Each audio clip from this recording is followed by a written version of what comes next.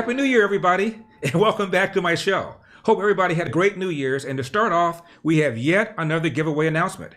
This time, I'll be giving away count them, 5 of these Larry Elder Show mugs. And who doesn't want to have a matching mug with me? So make sure you go to winlarry.com right now to enter the giveaway. I'll be announcing the winners this month, January 20th, live on the Larry Elder Show on Epic TV. So be sure not to miss it. Again, that's winlarry.com. Got that? Capiche? And of course, thank you to everybody who signed up for the last giveaway. We love engaging you guys, so please let me know in the comments what you want to see next. Now let's get into today's show, shall we? Here are some dire climate predictions over the decades. The trouble with almost all environmental problems is that by the time we have enough evidence to convince people you're dead, you must realize that unless we are extremely lucky, everybody will disappear in a cloud of blue steam in 20 years. Paul Ehrlich, the population biologist, told that to the New York Times in 1969. No real action has been taken to save the environment, Ehrlich maintains, and it does need saving. Ehrlich predicts that the oceans will be as dead as Lake Erie in less than a decade. Redland's Daily Facts, 1970.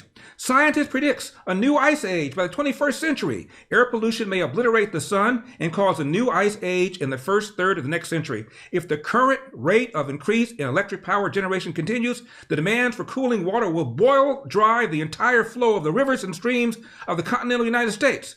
By the next century, the consumption of oxygen in combustion processes worldwide will surpass all of the processes which return oxygen to the atmosphere. Boston Globe, 1970. The world could be as little as 50 or 60 years away from a disastrous new ice age, a leading atmospheric scientist predicts. In the next 50 years, the fine dust man constantly puts into the atmosphere by fossil fuel burning could screen out so much sunlight that the average temperature could drop by 6 degrees. If sustained over several years, 5 to 10, he estimated. Such a temperature decrease could be sufficient to trigger an ice age. Washington Post, 1971. Dear Mr. President, we feel obliged to inform you on the results of the scientific conference held here recently. The main conclusion of the meeting was that a global deterioration of climate by order of magnitude larger than any hitherto experienced by civilized mankind is a very real possibility and indeed may be due very soon. The cooling has natural cause and falls within the rank of processes which produced the last ice age. The present rate of cooling seems fast enough to bring glacial temperatures in about a century. Brown University, Department of Geological Sciences, 1972, in a letter they were writing to Richard Nixon. A senior UN environmental official says entire nations could be wiped off the face of the earth by rising sea levels if the global warming trend is not reversed by the year 2000. Associated Press, 1989. Unless drastic measures to reduce greenhouse gases are taken within the next 10 years, the world will reach a point of no return. Former Vice President Al Gore, 2006. And then there's Representative Alexandria Ocasio-Cortez in 2019. And we're like, the world is going to end in 12 years if we don't address climate change. And your biggest issue is, your biggest issue is how are we going to pay for it? And like, this is the war. This is our World War II. Joining me to discuss this is Dr. Bonner R Cohen. He's Senior Fellow at the National Center for Public Policy Research, where he concentrates on energy, natural resources, and international relations. He also served as a Senior Policy Advisor with the Heartland Institute. Dr. Cohen, thank you very much for coming on. I appreciate it. We're all going to die. Yes. We have been told for decades that we are in the midst of a climate crisis. Well, there is, in fact, a crisis.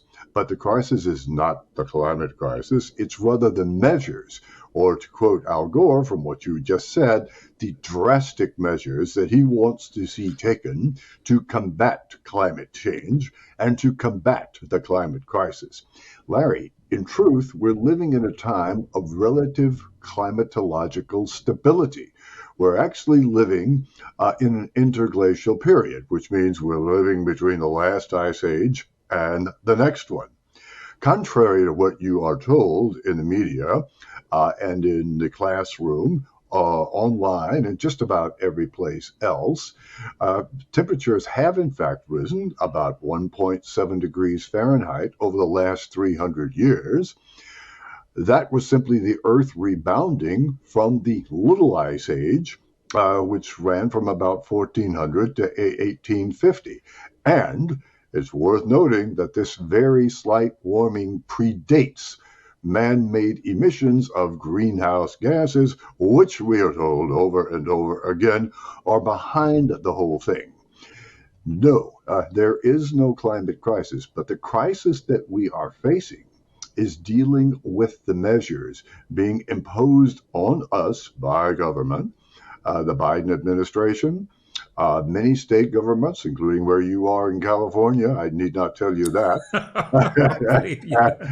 as well as in Europe and elsewhere, measures that we are told with a straight face will actually keep the world from a climate catastrophe. But that catastrophe is nothing but pure fantasy. But it serves a useful purpose.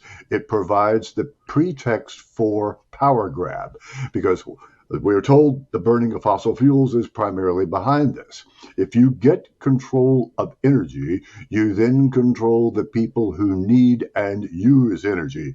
And that is what this is really all about. Well, Dr. Cohen, that was my next question. Talk to me about this worldwide hysteria. You see it in academia, you see it in media, you see it in Hollywood, you see it in big tech. How can so many people, otherwise commonsensical, intelligent people, embrace such a big fake narrative? A lot of people like to feel good about themselves. They think, well, I'm doing something for the environment, or I'm doing something for the climate. It's not that difficult, really, to stampede people, at least for a while, in a certain direction, if you scare them enough. Then let's not forget a lot of people stand to benefit from this. And the people who stand to benefit from this are the people who, quite frankly, are already in power.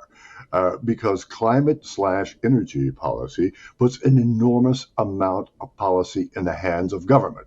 And governments love power. But it also puts an enormous amount of money, taxpayer money in many cases, into the pockets of purveyors of alternative so-called green energy or clean energy.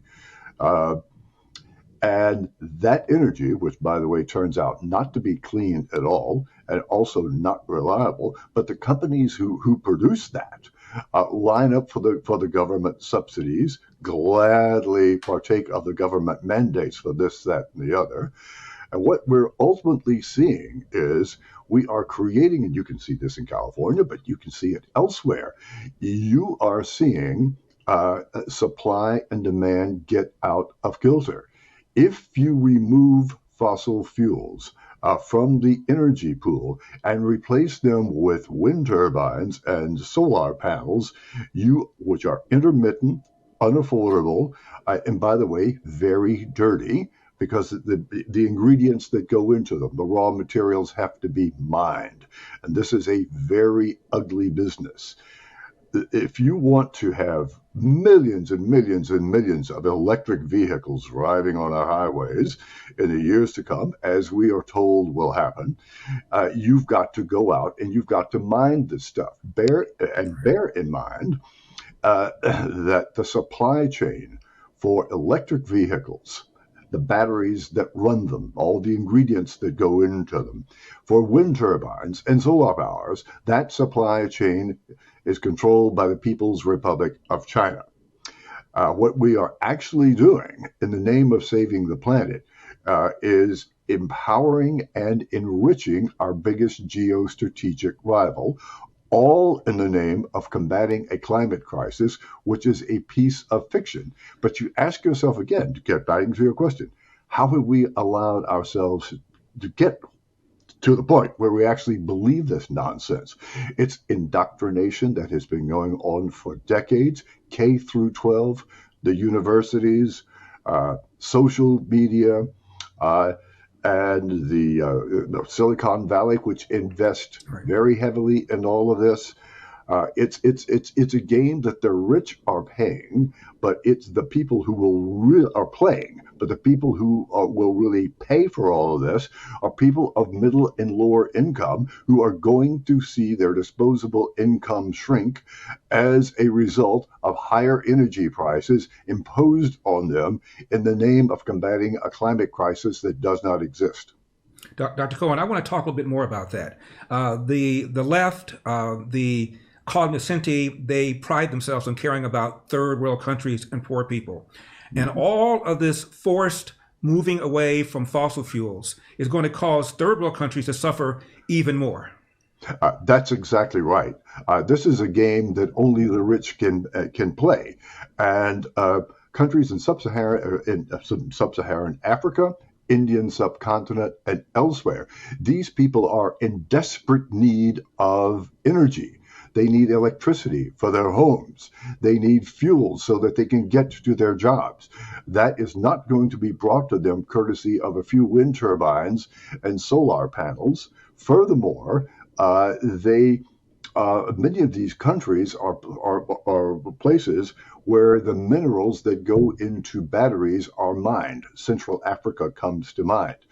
The conditions there in those mines with child labor are absolutely deplorable. Anybody who buys an EV and can go out and virtue signal to his heart's content, well, ask yourself where the raw materials came from. How many children were involved in mining those raw materials? And if you get a kind of an eco-imperialism, which is very much being practiced by the United Nations, but also by the United States and the developing countries and other developed, already relatively rich countries, and you impose that on the poor countries of the world, you are denying them the things that we have taken for granted for decades. Dr. Cohen, you mentioned that I am in California. You ain't got to remind me. I ran for governor in this state, and I was accused of being a climate change denier because I denied the climate change alarmism. But as you know, our governor has mandated by the year 2035, no more sale of brand new gasoline-powered cars. Your reaction? The reaction is, if you're not going to sell gasoline-powered cars, and you're going to switch to the politically very fashionable EVs, one of the consequences of that, and there will be many, but one of them is the enormous strain that is going to put on the electric grid. Why? Because the electric grid in this country is already a very shaky enterprise. We already have brownouts and blackouts. Just think of how many brownouts and blackouts we're going to have when you have, in addition to meeting the electricity needs of the country in the years to come, you add millions upon millions of EVs, because the electricity for EVs has to come from somewhere, and it's not going to come from wind turbines, and it's not going to come from solar panels. What we are setting ourselves this is your time. Keep us updated. Yeah, we'll keep everybody. Is a case of supply and demand. There will not be nearly enough electricity in the grid to meet the growing demand brought on by what President Biden has referred to as the glorious transition to clean energy. That energy is not clean, nor is it reliable, nor is it affordable, nor is it going to be here in sufficient numbers and efficient amounts to be able to meet the country's energy need. And we're not talking about small things here. We're talking about heating homes in the winter, cooling them in the summer, providing electricity. This is serious business, but it's being addressed by people who are simply interested in increasing their own power and or their own wealth at the expense of the rest of us. Finally, Dr. Cohen, let me suggest a couple more reasons why I think this mass hysteria has taken hold. I think that in our schools, K through 12, we don't have enough people who understand anything about math or about science. You look at our standards compared to the Asian and European counterparts, and we are often clueless, just like the average reporter has never fired a firearm and therefore ignorant about what a semi-automatic is versus an automatic. And the second thing is, when you look at the Twitter file dump, Dr. Cohen, you find out a lot of people just didn't know that there was an alternative point of view regarding the lockdowns, have no idea that there is a large number of intelligent people like yourself, like Dr. Richard Lindzen, formerly at MIT, who don't buy the climate change hysteria. They just don't know. No, they don't. And sadly, this is bordering on a self-perpetuating system. You mentioned the teachers in classrooms who themselves were not properly taught. So just imagine what future teachers will be disseminating in terms of junk science, in terms of talking about things they know really nothing about. This is simply going to indoctrinate future generations in such a way that they don't question anything. And let's not forget, you have been called a climate denier. That is an attempt by the ruling. Never mind what I've been called. This is a family show, so we don't want to go there. Well, Dr. Cohen, you've not been called the blackface of white supremacy. No, not yet. No. But give it time. These people will lie about anything. Right. So, but the real tragedy of it is that now we are seeing dissenting opinions suppressed. We saw that during COVID, and those of us who have been dealing with the climate issue for the last several decades, well, we're not the least bit surprised that the same suppression of dissent that is prevalent in the whole climate debate went over into the COVID debate. If you oppose lockdowns, you are a COVID denier. If you question the efficacy of masks and getting booster after booster after booster after booster, and you still get COVID, then you were a COVID denier. What we sadly have now is this the open suppression of scientific dissent, the exchange of contrarian views in this country. This is very dangerous. Last question, Doctor. Would you go so far as to say it is unethical to purchase and own an EV? Yeah, that's a great question. And I will give you a very simple answer. Yes, because you are complicit in the geopolitical consequences of what you're doing, strengthening the People's Republic of China. You are also complicit in the child labor that is used to mine many of the raw materials that go into the batteries and into the manufacture of these vehicles. And you are complicit in putting strains on America's electric grid, which it is not going to be able to withstand. So yes, it is a moral decision to buy an EV that in no way can be justified. Dr. Bonner Cohen, Doctor, thank you very much for coming on. I appreciate it. Thank you very much for having me. When we come back, an update on the condition of the Buffalo Bills' Damar Hamlin.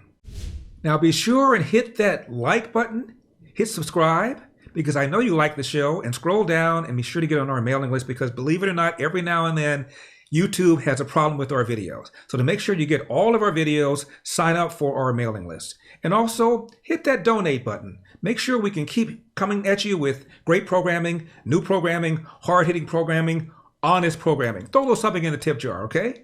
And remember, LarryWithEpoch.com, LarryWithEpoch.com.